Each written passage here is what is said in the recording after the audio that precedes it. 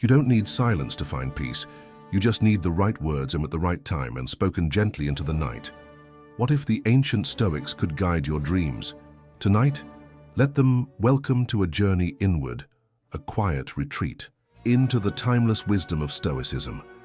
In a world that never stops spinning, where worries pile up like unwashed dishes and tomorrow's to-do list waits impatiently in your mind, inner peace might seem like a luxury. But perhaps it isn't. Tonight, as your body prepares to rest, we invite your mind and soul to settle with it. Not into sleep just yet, but into a gentle state of awareness. A state where noise becomes silence, where judgment becomes acceptance, and where you realize everything you seek is already within you. In this space, we bring the voices of Marcus Aurelius, Epictetus, and Seneca to you. They do not shout, they whisper. Let these whispers become your companions. Let them remind you that peace is not earned through conquest, but uncovered through presence. So breathe in, breathe out, let go. You have power over your mind, not outside events. Realize this and you will find strength. You have power over your mind, not outside events. You don't need to fix the world to feel calm. It is enough to quiet the storm within. The next time something outside of you causes tension, ask, what part of this is mine to change, and what part must I simply witness? This is where your power begins. Every day, countless things happen around us. People say things, plans fall apart, technology fails, traffic jams, opportunities are missed. We live in a world of infinite motion, and yet, within us, there is the possibility of stillness. This is not an escape, but a return to the center of your being. Marcus Aurelius wrote these words not from a temple or a retreat, but as an emperor in the heart of conflict and chaos.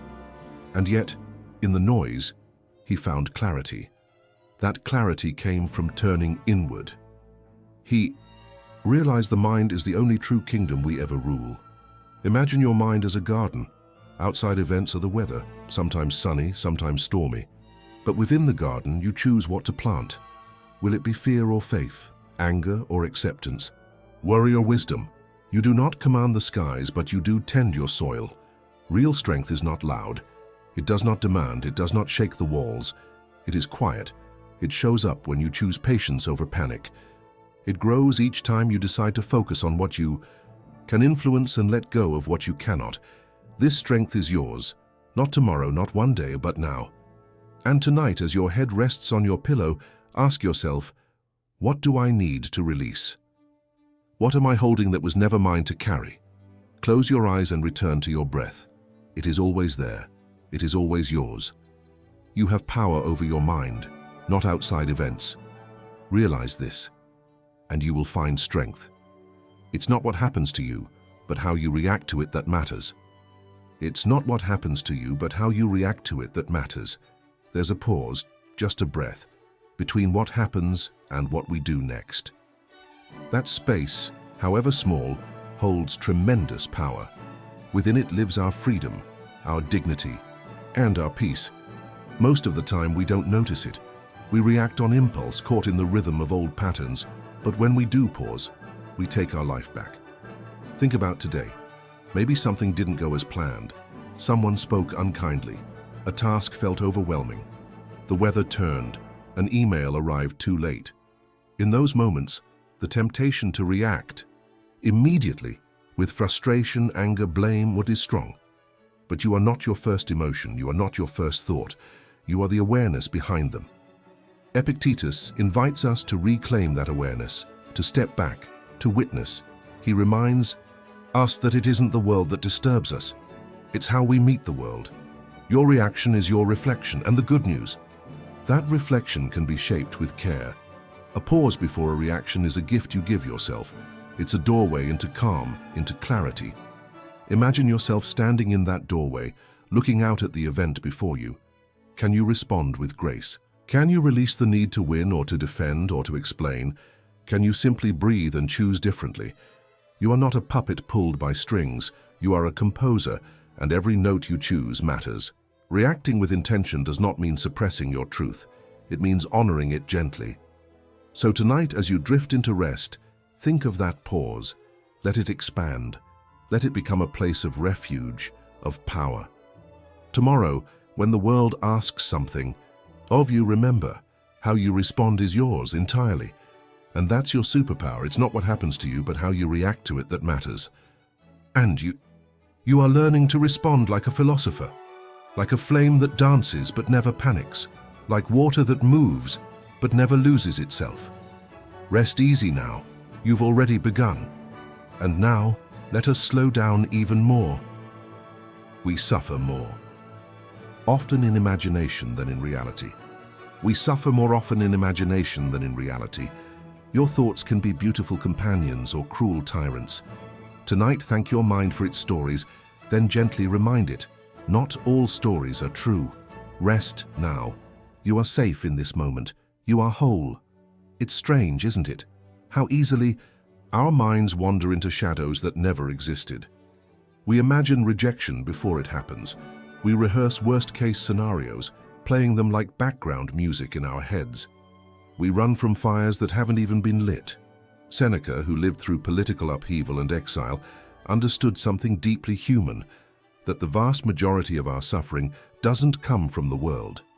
It comes from how we think about it, from the fearful scripts we write in our minds. Ask yourself tonight, how many of today's worries actually came true, and how many were figments, painted by anxiety, narrated by fear, but never stepping into reality. Our minds are master storytellers, but they are not always honest narrators. They can be dramatic, exaggerated, even cruel. Left unchecked, they replay old pain, forecast new fears, and whisper lies in a convincing tone. That's why we must become gentle editors of our inner dialogue. You don't have to believe every thought you think. You can observe a fearful thought without becoming it. You can say, "I see you," and let it drift by like a cloud across the night sky. You are not your fears. You are not the worry. You are the calm, quiet presence beneath them, like a deep ocean below a surface storm. Tonight, as you lie in the safety of this moment, take a breath and speak softly to yourself. Not all thoughts are true. Not all stories deserve to stay. Let your mind rest from its storytelling. Let it be silent. Let it heal. You are not broken. You are not failing. You are a human being, learning, growing, and trying to find peace in a world full of noise. That alone is a kind of heroism. So close your eyes and give your imagination permission to rest. Let it dream of beauty, not dread. Let it wander not into fear, but into freedom. You suffer more often in imagination than in reality. And now, you can let that suffering go. And now, let us slow down even more. We suffer more often in imagination than in reality. We suffer more often in imagination than in reality. Your thoughts can be beautiful companions or cruel tyrants. Tonight, thank your mind for its stories, then gently remind it, not all stories are true. Rest now. You are safe in this moment. You are whole. It's strange, isn't it? How easily our minds wander into shadows that never existed. We imagine rejection before it happens. We rehearse worst-case scenarios, playing them like background music in our heads. We run from fires that haven't even been lit. Seneca, who lived through political upheaval and exile, understood something deeply human, that the vast majority of our suffering doesn't come from the world. It comes from how we think about it, from the fearful scripts we write in our minds. Ask yourself tonight, how many of today's worries actually came true, and how many were figments, painted by anxiety, narrated by fear, but never stepping into reality. Our minds are master storytellers, but they are not always honest narrators. They can be dramatic, exaggerated, even cruel.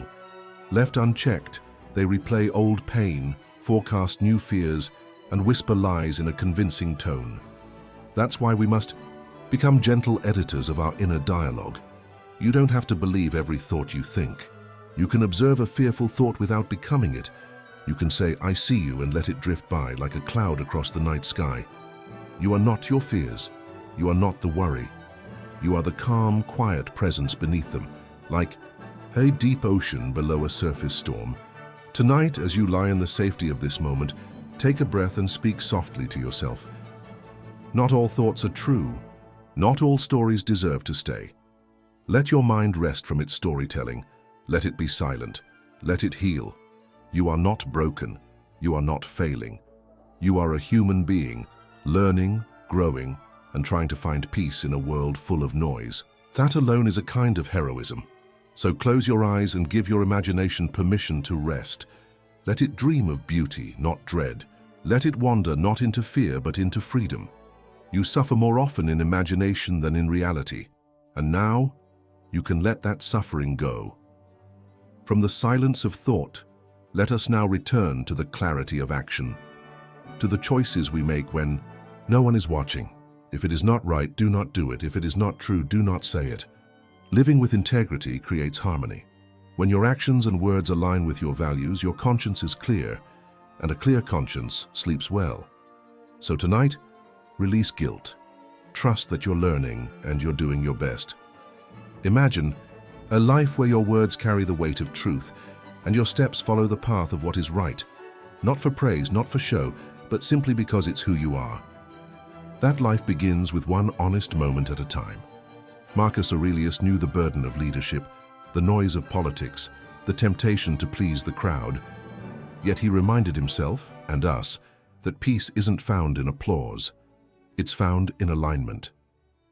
When what you believe, what you say, and what you do move as one, there will be days when you fall short, when you say something that doesn't feel true, when you act out of fear or frustration.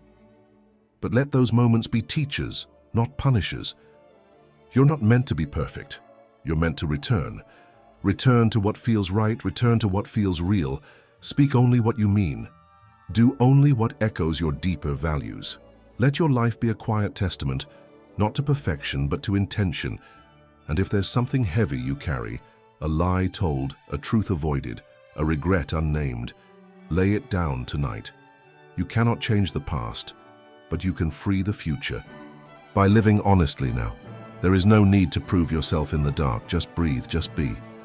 The most peaceful sleep belongs to those who walk through their days without deceit, with themselves or others.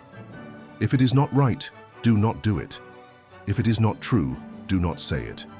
Let these words echo inside you, gently correcting the course of your inner compass. And now let your breath deepen. Let your heart soften. You are enough exactly as you are, especially when you live in truth. And now let's turn to a different kind of strength.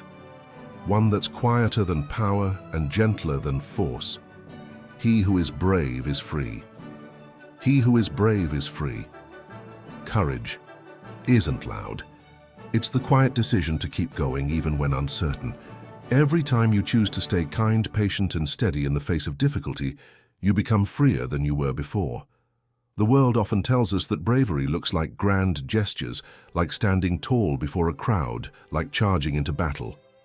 But the Stoics knew a different kind of courage, the inner kind, the kind that shows up when you rise again after disappointment, when you forgive even when your heart is still sore, when you take one more step despite the weight. Seneca reminds us that freedom, true freedom, isn't about escaping our circumstances. It's about transcending them. It's about becoming unshakable inside, no matter how the winds of life blow. Tonight, reflect on your own quiet acts of courage. Maybe it was getting out of bed on a difficult day. Maybe it was holding your tongue when you could have lashed out. Maybe it was choosing honesty, choosing gentleness, choosing to try again. These choices may seem small, but they are not. They are how your spirit expands. They are how your soul becomes free. Bravery is not the absence of fear. It's your decision to walk forward with fear in your pocket and wisdom in your heart. As you lie here now, safe and still, feel the quiet strength inside you. You've been brave in more ways than you know, and with each act of courage, your chains fall away. Worry loses its grip, doubt fades. You become more of yourself. So tonight, let go of the need to impress or prove. Simply be. Be brave enough to rest. Be brave enough to heal. He who is brave is free. And you are becoming freer with every breath. And now let us gently explore the landscape of your inner world, the quiet space where your thoughts take root and bloom. The soul becomes dyed with the color of its thoughts. the soul becomes dyed with the color of its thoughts. Tonight ask yourself, what color have my thoughts been today? If they were harsh, let them soften. If they were scattered, let them gather. If they were fearful, let them dissolve. Your soul deserves gentler hues. Thoughts may seem invisible, but they leave their mark. Like dye soaking into fabric, they color everything, your perception, your reactions, your sense of self. Over time, these thoughts don't just pass through you, they shape you. What you think, you become. The way you speak to yourself becomes your tone of living. Harsh thoughts bruise the heart, gentle thoughts heal it, and loving thoughts, even if whispered, restore the soul. Marcus Aurelius reminds us, guard your thoughts not with fear but with care. Like a painter choosing colors for a canvas, select what you let into your inner world. You wouldn't decorate your home with violence or shame. Why decorate your mind with them? And remember, you are allowed to begin again. If today your thoughts were rushed, angry, critical, you can begin again tonight. You can choose stillness over stress, understanding over judgment, hope over despair. Close your eyes and imagine your mind as a blank sky. One by one, let each cloud of fear or negativity drift away. Replace them with warmth, with grace, with calm. Let the colors shift. Let your inner sky clear. The soul becomes dyed with the color of its thoughts. So tonight may your thoughts be soft like twilight and kind like a lullaby. May they paint your soul in peace. And now, let us step deeper into the realm of self-discipline, where freedom is not granted but grown. No man is free who is not master of himself. No man is free who is not master of himself. Self-mastery doesn't mean perfection. It means presence, awareness, the ability to notice your reactions and guide them, not to suppress, but to respond with wisdom.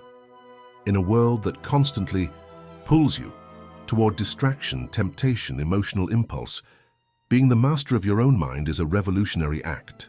It means choosing how to feel, how to respond, how to carry yourself, and even when everything else feels out of your hands.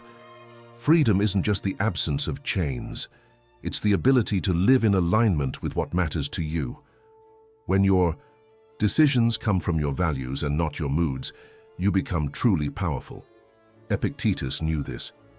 As a man born into slavery, he understood what most people miss. External circumstances cannot define internal liberty. The person who yells is not in control. The one who rages is not free.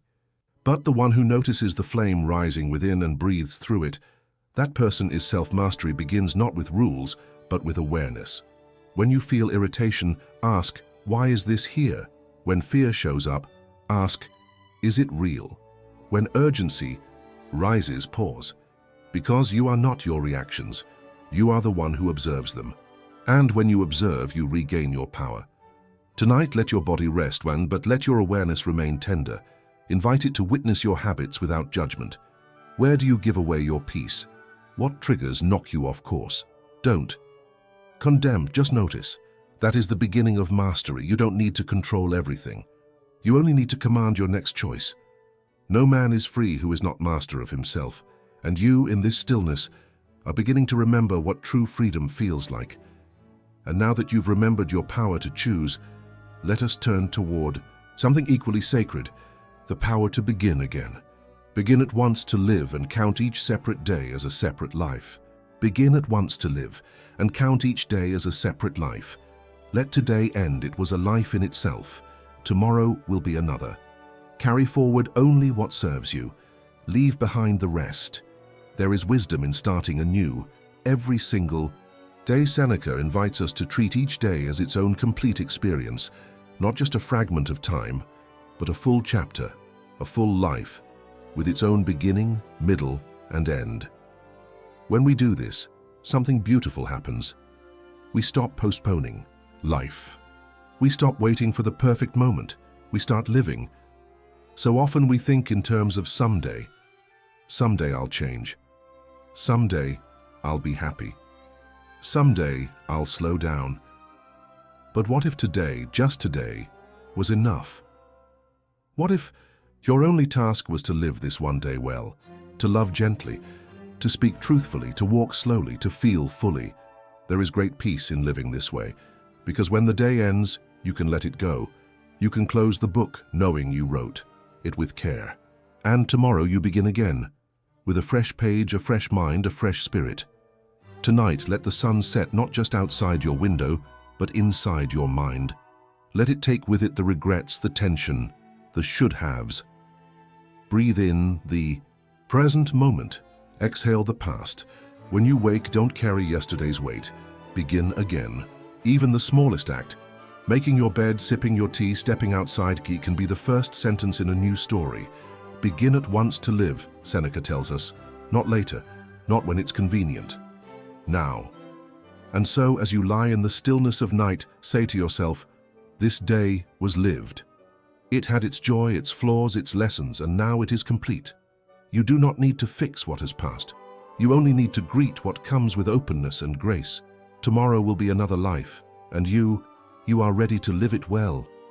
And now, as we prepare to close one day and welcome the next, let us reflect not on ideals but on embodiment, on becoming the values we speak of. Waste no more time arguing what a good man should be. Be one. Character is quiet. It isn't proclaimed. It is lived. It is in your next decision, your next gesture, your next word. Sleep not with regret, but with resolve. In a world that is often louder in opinions than in actions, Marcus Aurelius calls us back to simplicity, to doing, not debating. It's easy to talk about virtue, to describe what kindness, courage, or honesty looks like. But real character happens when no one is watching. It happens in how you treat a stranger, how you handle frustration, how you speak when anger rises. To be good is not to be perfect. It is to be consistent, to be committed, to strive in small ways to do the next right thing. Not because someone will applaud, but because your soul feels steady when you do. So tonight, forget the endless comparisons. Let go of the pressure to meet someone else's definition of worthy or successful. Instead, ask yourself, what did I do today that aligned with the person I want to be? And what might I do tomorrow to grow just 1 inch closer? Maybe it's pausing before you speak. Maybe it's apologizing. Maybe it's standing up for yourself or for someone else. Maybe it's simply being patient with your children, your partner, your own slow healing. Character is built in these small acts, one step at a time, one breath at a time, and yes, you are already on the path. So do not lie in bed tonight, measuring yourself against perfection.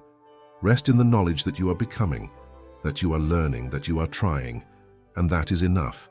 Waste no more time arguing what a good person should be. Be one. Even now, in the quiet of your own heart, you can begin again.